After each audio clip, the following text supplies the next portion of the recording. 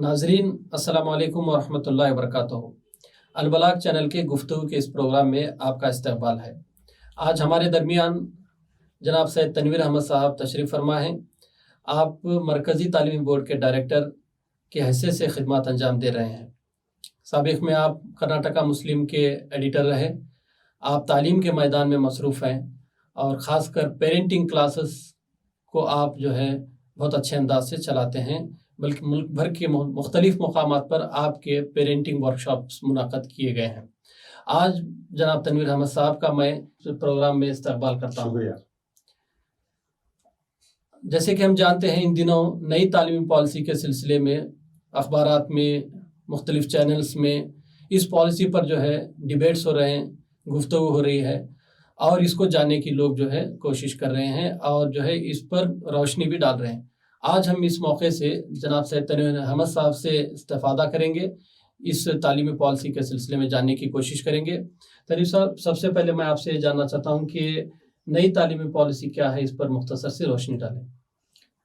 نئی تعلیمی پالیسی کہنا ٹھیک نہیں ہے، یہ ہے قومی تعلیمی پالیسی۔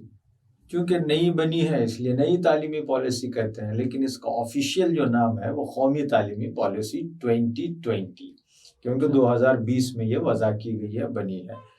یہ ہماری تیسری پالیسی ہے ملک کی آزادی کے بعد۔ یہ جو پالیسی ہے وہ ملک کو تعلیمی اعتبار سے 2040 میں کس مقام پر لے جانا چاہتی ہے، یا کس مقام پر ملک کو، ہندوستانی سماج کو دیکھنا چاہتی ہے، اس کا ذکر اس میں ہے۔ تو اس میں یہ کہا گیا کہ 2040 تک ہم اپنے ملک کو، بھارت کو نالج کے اعتبار سے سپر پاور بنائیں گے۔ یہ پالیسی تعلیم کے تمام اسٹیک ہولڈرز کے تعلق سے بات چیت کرتی ہے، مثلا طلباء کے تعلق سے، پیرنٹ کے تعلق سے، ٹیچرز کے تعلق سے اور حکومت کے تعلق سے۔ تو یہ پالیسی ہے۔ اس پالیسی کے حساب سے اب ہمارا سلیبس بنے گا، ہمارا سسٹم بنے گا، ہمارا درس و تدریس کا نظام بنے گا۔ اتنا ہی نہیں بلکہ اس پالیسی میں جو ویژن دیا گیا ہے، اس ویژن کے اعتبار سے ہم اپنی نسل تیار کریں گے۔ تو تعلیمی پالیسی یہ ہوتی ہے، تعلیمی پالیسی پورے نسل پر اثر انداز ہوتی ہے۔ تعلیمی پالیسی ایک نسل کو کیسے تیار کیا جائے وہ ڈسکرائب کرتی ہے، اس کی وضاحت کرتی ہے۔ اس لیے یہ بہت ہی امپورٹنٹ ہوتی ہے۔ سماج کی تشکیل اور ملک کی تشکیل اسی بنیادوں پر ہوگی۔ اچھا تنویر صاحب، یہ نئی تعلیمی پالیسی جو حکومت کی جانب سے وضع کی گئی ہے، عام طور پر ملت کے احباب میں یہ رجحان ہے کہ جو پالیسیز حکومت جاری کرتی ہے اس کو نافذ کر کے رہی تھی، کیونکہ حکومت ان کی ہوتی ہے، پالیسی میکرز ان کے ہوتے ہیں اور اس کو امپلیمنٹ کرنے والے وہ لوگ ہوتے ہیں۔ تو ہم لوگ کیوں خواہ اس پر گفتگو کریں، یا پھر ہمارے سٹینڈز کے سلسلے میں کیوں ہم لوگ بحث و مباحثہ کریں؟ دیکھیے، صحیح ہے کہ حکومت پالیسی بناتی ہے، اور پالیسی اسی لیے بنتی ہے کہ اس کو نافذ کیا جائے، اس کو امپلیمنٹ کیا جائے۔ پالیسیز اس لیے نہیں بنتے ہیں کہ اس کو پبلش کیا جائے، پرنٹ کیا جائے، اخبار میں دیا جائے، ویب سائٹ میں دیا جائے اور اس کو بھول جائے۔ اگر ایسے پالیسی بنتے ہیں اور ان کا امپلیمنٹیشن نہیں ہوتا ہے تو یہ گویا ایک دائرے میں دھوکہ ہے۔ تو ایسا نہیں ہونا چاہیے۔ اگر کوئی حکومت یہ کرتی ہے، ایسا کرتی ہے، تو یہ غلط بات ہے، ایک چیز۔ دوسری چیز، یہ رجحان، یہ رویہ، یہ سوچ کہ پالیسی تو بن گئی صاحب، اب ہم کیا کریں، ہم کو تو بس اسے قبول کرنا ہے، نہیں۔ ڈیموکریسی میں ایسا نہیں ہوتا ہے۔ اگر کوئی پالیسی ڈیموکریٹک گورنمنٹ نہیں بلکہ ڈکٹیٹرشپ گورنمنٹ یا بادشاہیت، کنگڈم یا مونارکی، اگر یہ سسٹم بناتا ہے تب تو عوام کی اس میں کوئی پارٹیسپیشن نہیں ہوتا۔ لیکن یہ ہماری حکومت ایک ڈیموکریٹک حکومت ہے۔ ڈیموکریٹک حکومت میں عوام کا پارٹیسپیشن ضروری ہے، اور کسی بھی وقت پالیسی تبدیل کی جا سکتی ہے۔ یہ تو پالیسی کی بات ہے، ڈیموکریسی میں تو قانون بدلتے ہیں، امینڈمنٹ ہوتے ہیں. اوکے، اگر عوام سمجھتی ہے کہ یہ صحیح نہیں ہے تو پھر اس کو امینڈ کیا جاتا ہے. ہمارے ملک میں بھی ہوتا ہے، کئی امینڈمنٹ ہوئے ہیں. اوکے، جو قانون ہے، پالیسی ہے، وہ سماج کو گویا ریپرزینٹ کرتے ہیں اور اس کے مطابق پھر سماج بنتا ہے. اوکے، تو اس میں پیپلز پارٹیسپیشن ضروری ہے. چنانچہ آپ دیکھیں گے اس پالیسی کو وضع کرنے سے پہلے، بلکہ ہندوستان کی تاریخ میں یہ پہلی پالیسی ہے جس کے لیے اتنا بڑا ایکسرسائز کیا گیا، مختلف لوگوں سے اس میں رائے لی گئی، سالہ سال یہ کام چلا، اس کے بعد یہ پالیسی وضع ہوئی ہے. اب یہ اور بات ہے کہ اس پالیسی میں حکومت نے کئی ایسے نکات جو عوام نے سجیسٹ کیے تھے اسے نظر انداز کر دیا. اچھا، صرف اس نے ایک دھوکہ دیا کہ ہم بڑا سب سے مشورہ کر رہے ہیں. یہ مشورہ سب سے، لیکن پالیسی بنی وہ جو چاہتے تھے. تو یہ ہے. اب پالیسی بننے کے بعد یہ کہنا کہ صاحب اب تو وہ امپلیمنٹ کرے گی، یہ سوچ انتہائی غیر ڈیموکریٹک ہے. ڈیموکریسی کا مطلب یا ڈیموکریسی صرف کانسٹیٹیوشن کے صفحات میں نہیں ہوتی، ڈیموکریسی صرف پرائم منسٹر کے پاس نہیں ہوتی. اصل ڈیموکریسی کو عوام استعمال کرنا پڑتا ہے. اگر عوام میں ان کے ڈیموکریٹک رائٹس کو اسرٹ کرنے کی، انہیں منوانے کی طاقت نہیں ہوتی ہے تو آپ فیلڈ سٹیزن ہیں اور آپ فیلڈ ڈیموکریسی ہیں. تو یہ زیادہ مطلب باشندگان ملک کی ذمہ داری ہے کہ اگر کسی پالیسی میں کچھ کمزوری ہے تو اس کو ٹھیک ٹھاک کرے ڈیموکریٹک رائٹ سے. اوکے، ایسا نہیں کہ آپ اشتعال انگیزی، مار دھاڑ یہ سب کر رہے ہیں، بلکہ آپ کو ڈیموکریٹک رائٹ دیا گیا ہے، اس حساب سے آپ ریپرزنٹیشن کریں اور ڈیموکریٹک وے میں اپنے کنسرن کو ظاہر کریں. تو اسی طرح اس تعلیمی پالیسی میں بہت سارے ویکنیسز ہیں، بہت سارے کنسرن ہیں، اس کو ہم اٹینڈ کرنا چاہیے اور گورنمنٹ کے ساتھ انگیجمنٹ کر کے اس کو صحیح کرنے کی کوشش کرنا چاہیے.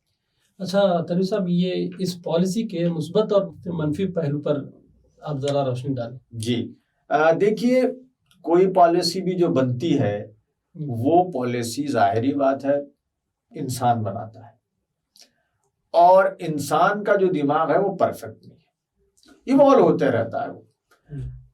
تو اور نہ یہ پالیسی وحی الہی ہے، انسانوں نے بنائی ہے. بالکل. تو یہ ماننا چاہیے کہ اس میں ویکنیسز ہوتے ہیں، اس میں کنسرن ہوتے ہیں. تو یقیناً اس پالیسی میں جہاں پازیٹیو چیزیں ہیں وہیں بہت ساری نیگیٹو چیزیں بھی ہیں.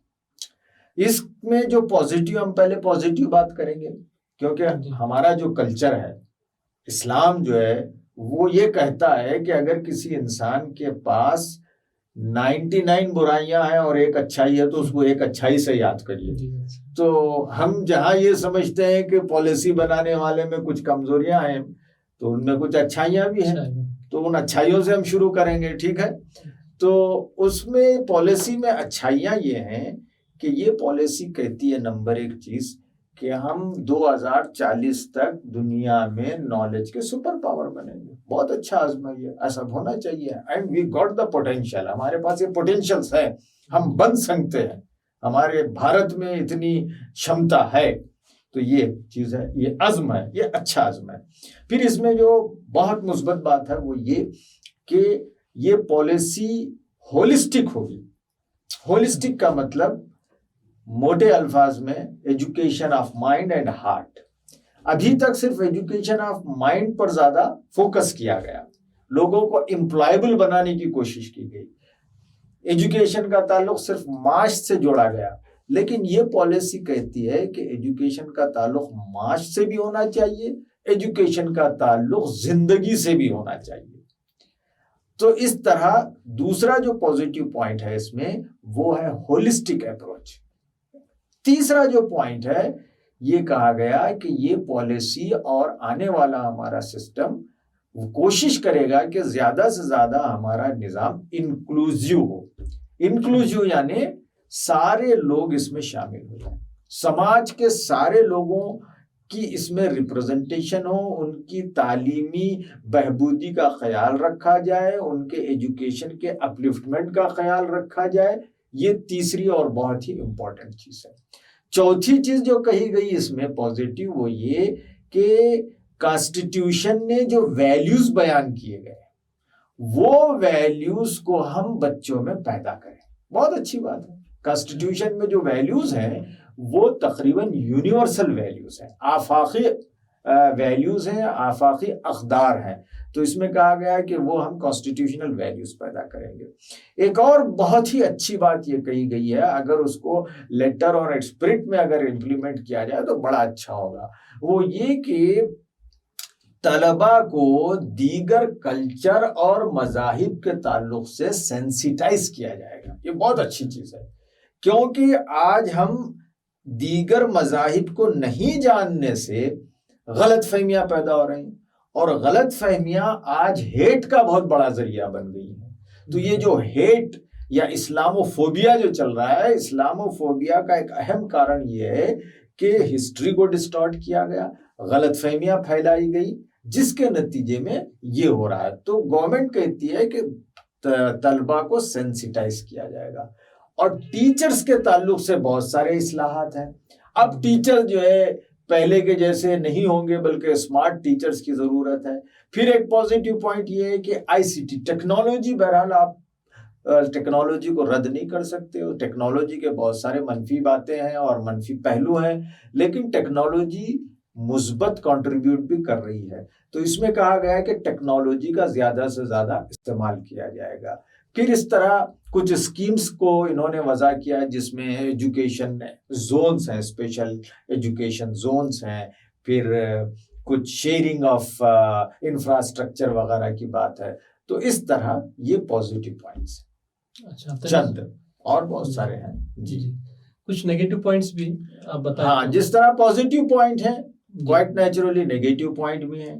نیگیٹو پوائنٹ میں سب سے بڑا نیگیٹو پوائنٹ اس میں یہ ہے کہ دیکھیے ان اے سٹل وے, یا جس حکومت نے اس پالیسی کو وضع کیا ہے, ایسا لگتا ہے کہ وہ کہیں نہ کہیں اپنا چھپا ہوا ہندوتوا کا ایجنڈا بھی اس کے ذریعے نافذ کرنا چاہتے ہیں. چنانچہ ویژن میں انہوں نے کہا کہ ہم پوری پالیسی کے امپلیمنٹیشن کے لیے جو اصول لیں گے وہ اصول اینشینٹ انڈیا سے لیں گے. اب یہ ڈیبیٹیبل چیز ہے. اینشینٹ انڈیا کا مطلب کیا ہے؟ اینشینٹ انڈیا کا مطلب بدھزم بھی ہے, اینشینٹ انڈیا کا مطلب ویداس کی تعلیمات بھی ہیں, لیکن اب آپ کس کو لیں گے اس کی کلیئرٹی نہیں ہے. اینشینٹ انڈیا میں سب سے بڑا مسئلہ جو ہے آپ کے کاسٹ کا ہے. اوکے, ورن ویوستھا جسے کہتے ہیں, کیا آپ اسے دوبارہ شروع کریں گے, جو آج کل بڑا مسئلہ بنا ہوا ہے. تو یہ ایک بہت بڑا ویکنیس ہے جو اس پالیسی میں دیا گیا ہے. تو یہ جو انڈین ایتھوس اور انڈین کلچر, اینشینٹ انڈیا کی بات کر رہے ہیں, یہ دبے الفاظ میں کیا کہنا چاہ رہے ہیں پتہ نہیں ہے. اور اس کو بہت سارے لوگوں نے انٹرپریٹ کیا ہے کہ جو ایکسٹریم رائٹ کا ایجنڈا ہے, جو انتہا پسند ہندو ہیں ان کا جو ایجنڈا ہے وہ اس کے ذریعے نافذ کیا جائے گا. Number 1 weakness. نمبر 2 ویکنیس وہ یہ کہ اس پالیسی کے ویژن میں انہوں نے لکھا ہے کہ ہم بچوں کو, طلبا کو ان کی کانسٹیٹیوشنل جو ڈیوٹیز ہیں وہ پڑھائیں گے. دوسرے اس سے پہلے جو پالیسیز بنی تھی ان پالیسیز کے روشنی میں جو NCF بنا تھا, نیشنل کریکولم فریم ورک, اس میں یہ کہا گیا تھا کہ ہم بچوں کو رائٹس اور ڈیوٹیز دونوں پڑھائیں گے.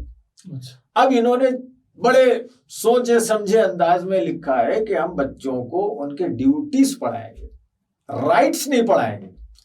یہاں بہت کمال کی چیز ہے ایک. دیکھیے, اگر کسی ملک میں ان کے اسٹوڈنٹس کو, باشندوں کو ان کے ڈیوٹیز یاد دلاتے ہیں تو آپ گویا رعایا تیار کر رہے ہیں. رعایا مطلب ایک بادشاہ ہوتا ہے, اس کی رعایا ہوتی ہے, اور رعایا کو ڈیوٹیز انجام دینا ہوتا ہے کنگشپ میں. لیکن اگر ڈیموکریسی ہے تو ڈیموکریسی میں جتنے ڈیوٹیز کی ضرورت ہوتی ہے اسی طرح اوپر کے برسر اقتدار لوگوں کو ٹھیک رکھنے, سسٹم کو ٹھیک رکھنے, گورننس کو ٹھیک رکھنے کے لیے عوام کے رائٹس کو بھی عوام جاننا ضروری ہے. بالکل. اور ان رائٹس میں ایک چیز یہ ہوتی ہے کہ سوال پوچھیں، جی اس میں ایک چیز یہ ہوتی ہے کہ وہ حکومت پر نکتہ چینی کریں۔ اچھا اگر سٹیزنز اسٹوڈنٹس ڈیوٹیز کے ساتھ رائٹس جانتے ہیں تو پھر وہ سٹیزن بنتے ہیں۔ بالکل اگر ہم انڈیا میں اپنے اسٹوڈنٹس کو ڈیموکریٹک سٹیزن بنانا چاہتے ہیں تو ان کو رائٹس بھی پڑھانا ہوگا۔ نہیں ہم آگے چل کے یہاں ایسی حکومت لانا چاہتے ہیں کہ بس ایک بادشاہ ٹائپ ہو اور سب اس کی سنیں، تو پھر آپ صرف ڈیوٹیز پڑھائیے۔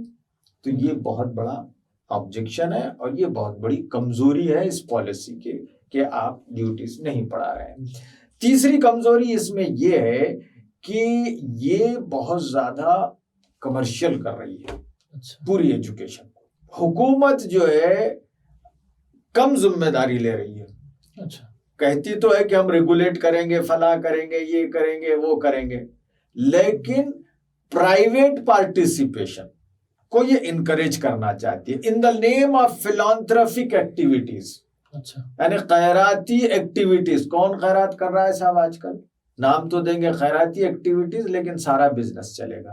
بالکل تو اس طرح کمرشلائزیشن ہوگا، اور اس کی سب سے بڑی مثال یہ ہے کہ حکومت یہ کہتی ہے کہ باہر کے 100 یونیورسٹیز کو اب ہم انٹری دیں گے انڈیا میں، وہ اپنے کیمپسز کھولیں گے، تو وہ تو چیریٹی کے لیے نہیں آئیں گے، وہ تو بزنس کے لیے آئیں گے۔ تو یہ اس طرح کمرشلائزیشن ہوگا۔ کمرشلائزیشن کے بعد اس پالیسی کی ایک اور کمزوری یہ ہے کہ اس میں آپ دیکھیں گے کہ بہت زیادہ یونینزم ہے۔ یونینزم مطلب ایجوکیشن جو ہے وہ کنکرنٹ لسٹ میں ہے، یعنی اسٹیٹ ڈیسائیڈ کرتا ہے کہ ہم کیسا پڑھائیں، کیا ترتیب ہو، کیسا ہو، سسٹم کیا ہو۔ لیکن اب سینٹرل گورنمنٹ یہ کہتی ہے کہ یہ چیز بھی ہم کریں گے، یہ چیز بھی ہم کریں گے، یہ چیز بھی ہم کریں گے، اور سینٹرلی جو ہے بہت ساری ریگولیٹری باڈیز ہوں گے۔ تو اس سے جو اسٹیٹ کے پاور ہیں وہ ایجوکیشن کے حوالے سے کمزور پڑ جائیں گے۔ اوکے، پھر گورنمنٹ ایک اور کمزوری یہ ہے کہ اس نے بجٹ تو کہا ہے کہ ہم 6% GDP دیں گے، ایک زمانے سے مطالبہ یہ ہے کہ اس کو قانون بنایا جائے اور قانوناً 6% لازماً دیا جائے۔ بات 6% کی ہوتی ہے لیکن ایکچولی دیا جاتا ہے 3 سے 4%۔ تو یہ بھی ایک کمزوری ہے۔ اس طرح یہ موٹے موٹے کمزوریاں اس پالیسی میں ہیں۔ اچھا، اس پالیسی کے اتنے سارے منفی اور مثبت پہلو ہمارے سامنے آئے ہیں، جی، ملت کے احباب کو اس پالیسی سے متعلق ایجوکیٹ کرنے کے لیے ہم لوگ کیا کچھ اقدامات اختیار کر سکتے ہیں؟ دیکھیے، ایک تو چیز یہ ہے کہ پالیسی آئی ہے، یہ سارے زبانوں میں اس کا ترجمہ لگ بھگ ہو چکا ہے، اب تو اردو میں بھی آ چکا ہے، ویب سائٹ پر موجود ہے ایجوکیشن منسٹری کی۔ تو سب سے پہلے تو یہ کہ ہر ضلع میں ایک اسٹڈی گروپ ہو اور اس پالیسی کو پڑھیں۔ اچھا، ہم پڑھ رہے ہی پڑھ رہے نہیں، کوئی کہہ رہا ہے، کچھ کو کہہ دیا، بس اس کو مان لیا۔ پڑھیں، سنجیدگی سے پڑھیں، سنجیدگی سے سمجھیں، پھر اپنے اپنے دائرے میں جو کچھ ہو سکتا ہے وہ کریں۔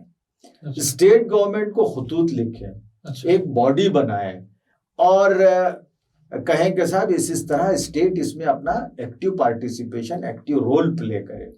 پھر مائنورٹیز، مسلمانوں کے لیے یہ ایڈوائز ہے کہ اس میں مسلمانوں کی بھی ایک دو جگہ بات کہی گئی ہے، اور حکومت نے کئی منفی پوائنٹ میں اس میں سے ایک یہ کہ حکومت نے بڑی چابک دستی کے ساتھ، بڑی حکمت کے ساتھ مائنورٹیز، SC ST یہ ٹرم کو نکال دیا ہے اور ایک نیا ٹرم انٹروڈیوس کر دیا، وہ ہے socially and economically disadvantaged group. اچھا، تو ان سب کو انہوں نے ایک بریکٹ میں کر دیا۔ اچھا، تو یہ ایک بریکٹ میں ان سب کو کرنا مناسب نہیں ہے، کیونکہ دلتوں کے ایجوکیشن کے حوالے سے الگ مسائل ہیں، مسلمانوں کے الگ ہیں، کرسچن کے الگ ہیں، سکھ اور عیسائیوں کے الگ ہیں۔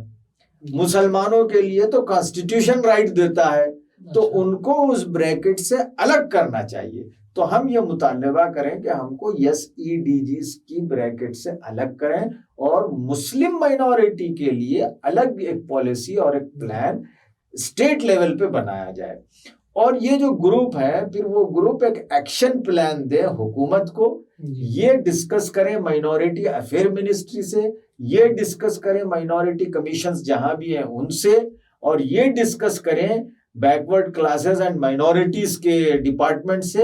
اس طرح ایک انکلوزیو سب کو لے کر ریاست کی سطح پر ایک ایکشن پلان بنائے اور وہ ایکشن پلان حکومت کو سبمٹ کریں اور حکومت سے یہ کہیں کہ یہ کنسرن ہے, یہ ویکنیسز ہیں اور ہم اس میں کس طرح پازیٹیو رول پلے کر سکتے ہیں وہ بھی لکھیں. صرف شکایتوں کا پلندہ نہ دیں.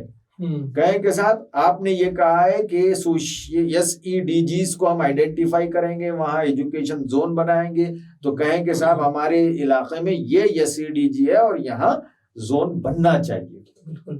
تو ایسے کام کریں. تنویر صاحب آپ مرکزی تعلیمی بورڈ کے ڈائریکٹر ہیں جی, تو مرکزی تعلیمی بورڈ کا قومی تعلیمی پالیسی پر جو ہے کیا موقف ہے؟ دیکھیے ہمارا موقف بہت ہی آبجیکٹیولی ہے جی, پرنسپل ہے, اور ابھی میں نے جو کمزوریاں آپ کو گنائی ابتدا میں, ان ساری کمزوریوں کو ہم نے آئیڈینٹیفائی کیا ہے اور ابھی ہم نے 25 نکات پر مشتمل لیٹر ایک وہ ایجوکیشن منسٹر سینٹرل گورنمنٹ ان کو بھیجا ہے. اور اس لیٹر کی کاپی اگر ناظرین دیکھنا چاہتے ہیں آپ کے تو مرکز تعلیمی بورڈ .org ہمارا تعلیمی بورڈ .org ایک ہمارا ویب سائٹ ہے. اس ویب سائٹ پہ ہم نے اس کو لیٹر کو اپلوڈ کر دیا ہے. وہ پڑھیں, اس میں بہت ساری باتیں ہیں.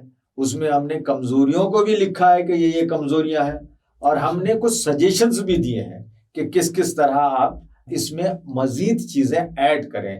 جیسے عربی کو انہوں نے نظر انداز کر دیا تو عربی کی بات ہم نے لکھی ہے, مدارس کو نظر انداز کر دیا تو ہم نے مدارس کے تعلق سے کیا اسٹینڈ ہے وہ واضح کرنے کا مطالبہ کیا ہے. پھر ہم نے کہا ہے کہ صاحب جو مدارس سے فارغ ہوتے ہیں ان کو آپ 10th 12th کے برابر کی سرٹیفکیٹ دیں.